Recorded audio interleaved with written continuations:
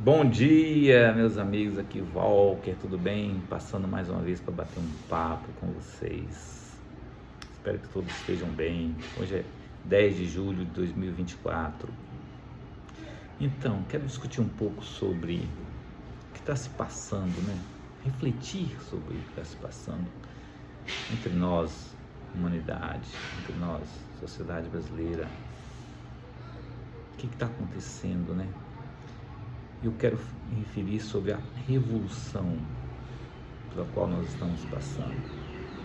Nós passamos por um período revolucionário com a invenção da roda, nós, humanidade, que mudou completamente o modo do ser humano agir culturalmente, economicamente. As relações humanas foram alteradas quando o homem colocou 2 rodas, depois 4 rodas nos seus veículos. Aldeias puderam se encontrar com outras aldeias, comercializar seus produtos, deixaram de ter somente o pensamento da própria aldeia, passaram a ter intercâmbio social e cultural. O pensamento de uma se espalhou com a outra, criou uma dialética, que é o que acontece quando há esse intercâmbio. O comércio, então, modificou completamente, a forma de produzir modificou. Pois bem, a internet também produziu uma revolução extraordinária, a revolução digital. A internet é meio, e a revolução digital é um instrumento de modificação da revolução pela qual a humanidade está passando. E nós estamos perdidos no meio dessa revolução, porque está alterando completamente as relações humanas na política, na economia, no comércio, nas relações pessoais. O mundo inteiro ficou mais próximo para se comunicar. Pequenas cidades jamais pensariam em se comunicar com outras cidades do ponto de vista da política, do ponto de vista da economia, e hoje se consegue se comunicar. Produtos produzidos em pequenas localidades do mundo podem chegar em qualquer outra parte do mundo a partir do primeiro contato e o transporte de uma logística eficiente, mas principalmente pelo contato pela internet para poder fazer as primeiras negociações. Isso é a maravilha. Do ponto de vista negativo, é a destruição do modo como a humanidade produzia, empregava, se relacionava e perdidamente não conseguiu se manter do modo antigo. Agora tem que se alterar para acompanhar essa revolução, para o bem e para o mal. Lideranças políticas ficaram atrasadas porque pessoas passaram a ter ideias próprias, conseguirem se comunicar.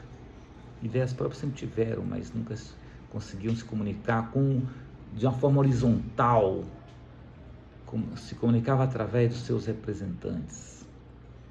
Essa revolução digital provavelmente vai ter que questionar se esse modelo de representação que hoje existe se deve continuar existindo, tal a falta de confiança que existe hoje na representação popular, na representação parlamentar, na representação política.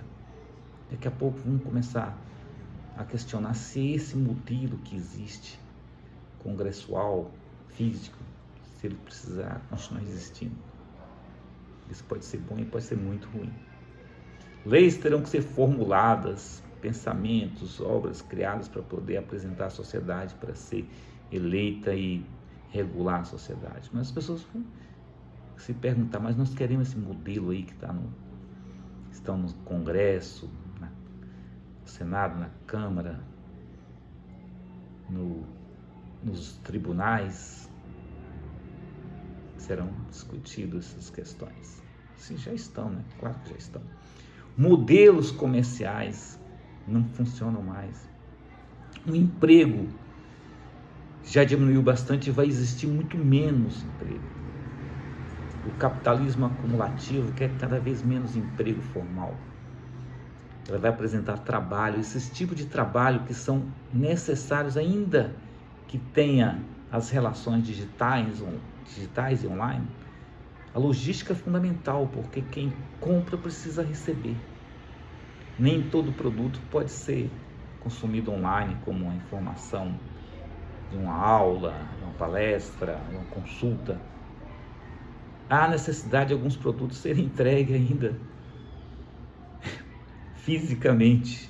Pelo menos nós não estamos vendo ninguém ainda comer online, vestir online.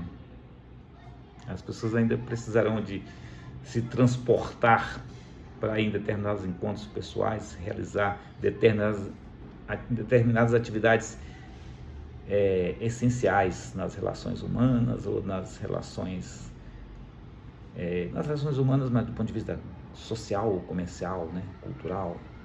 Há ainda pessoas que gostam, há muita gente, né, que prefere, e eu acredito que vai continuar querendo fazer isso. E daí que vai surgir uma grande questão: como esse mundo sem emprego vai existir se as corporações precisarão se manter?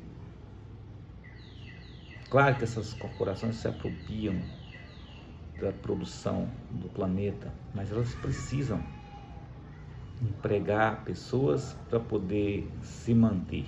Outro tipo de emprego, não esse. Ou remunerar pessoas, pelo menos. E aí as corporações, junto com os estados, já estão estudando, vão estudar cada vez mais como remunerar pessoas que não têm emprego para que elas continuem sendo consumidoras. E essa vai ser a questão, uma renda básica, porque a maioria não tem renda suficiente para ficar sem trabalhar. Só uma minoria detém o capital, 1%, 2%, 3% da população, que se apropriam do capital, mas não do capital próprio, não do seu esforço próprio, mas se apropria das riquezas do planeta. A sociedade também vai questionar isso. Por que eles têm direito de se apropriar do que pertence a todo mundo? Tudo é uma questão do tempo da consciência da humanidade. Quando chegar a esse ponto, que eles começarem a questionar por que eles podem se apropriar das riquezas do planeta e até interplanetária, e nós não temos nada. Por que essa pequena parcela da humanidade detém todo esse valor acumulado e nós não temos nada? Por que nós temos que ficar na migalha? Porque não é o esforço que esses detentores do capitais, não é do próprio esforço que eles tiram para acumular. Eles se acumulam do esforço do outro e das riquezas naturais. As riquezas energéticas, as riquezas farmacêuticas, as riquezas de belezas naturais. Eles detêm, cercam regiões para transformar em resort, extraem petróleo, extraem lítio, extraem todo tipo de energia e acumulam para si aquilo que pertence à humanidade. E isso vai ser questionado. E o ser humano vai começar a perceber que não tem emprego, mas ela tem outras possibilidades de criações humanas. Utilizar a sua mente, o seu corpo analógico, a sua vida analógica de uma forma mais rica, menos doente, que é só vivendo para trabalhar e receber parco rendimento para poder subsistir, para sustentar o grande capital. A humanidade pode começar a perceber que ela tem coisas mais interessantes a fazer do que trabalhar para outra pessoa. Ela pode produzir artisticamente para você, usar o seu corpo, a sua inteligência, a sua voz, a sua capacidade analógica de transmitir conhecimento ou fazer arte, usar criativamente. E isso vai fazer com que ela se torne muito mais feliz do que era antes. Porque queira ou não queira, a revolução digital está acabando com os empregos, com as relações de trabalho, as relações econômicas. E o homem vai ter que se adaptar, o homem que eu digo a humanidade, vai se adaptar. O homem e a mulher vão se adaptar. E pode se adaptar para melhor. Vai acabar se adaptando para melhor. Porque a humanidade vai perceber que esse modelo que a abandonou era péssimo. Que bom que foi embora. E ela vai querer um outro modelo e vai querer regular sobre isso. Vai utilizar de uma forma melhor e questionar quem detém. Esse é o perigo que nós enfrentamos, que as corporações vão reagir quando a humanidade começar a questionar o direito que essas grandes corporações, grandes capitalistas, uma minoria, 2, 3% da humanidade, tem de se apropriar do que é planetário, é da humanidade, é universal, de todos. Há uma volta. O Rousseau disse que quando o primeiro homem colocou uma estaca em um terreno e disse que era seu e ninguém reagiu, nasceu o capitalismo. A revolução digital pode provocar isso também inversamente. As pessoas podem questionar por que vocês, 2 ou 3, têm o direito de se apropriar das riquezas do planeta, não do seu esforço. Porque você não é capaz de produzir esforço suficiente para criar tanta riqueza que você tem. A riqueza que você se apropria é do esforço alheio ou é de recursos da humanidade, os recursos naturais. E essas mudanças podem trazer muito mais felicidade para a humanidade. Ela pode escapar do jugo farmacêutico, por exemplo. Pode, com seu próprio corpo, com sua mente, produzir saúde, em vez de ficar escrava das algemias químicas que os laboratórios farmacêuticos hoje mantêm muitas pessoas algemadas quimicamente para suportar uma vida imposta na produção de capital para outros.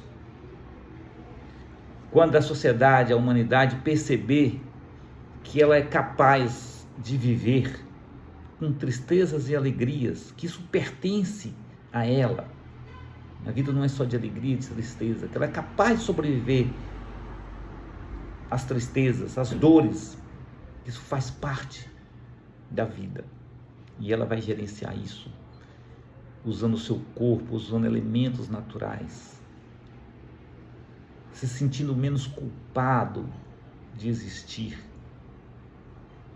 em um planeta que é extraordinário, mas contém uma humanidade que uma minoria pensa em destruir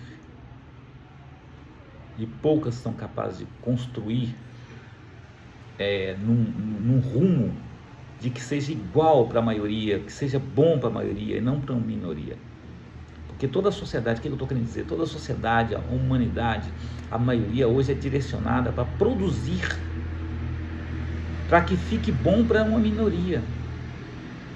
Quando a sociedade começar a perceber que ela precisa produzir na direção de que fique melhor para a maioria,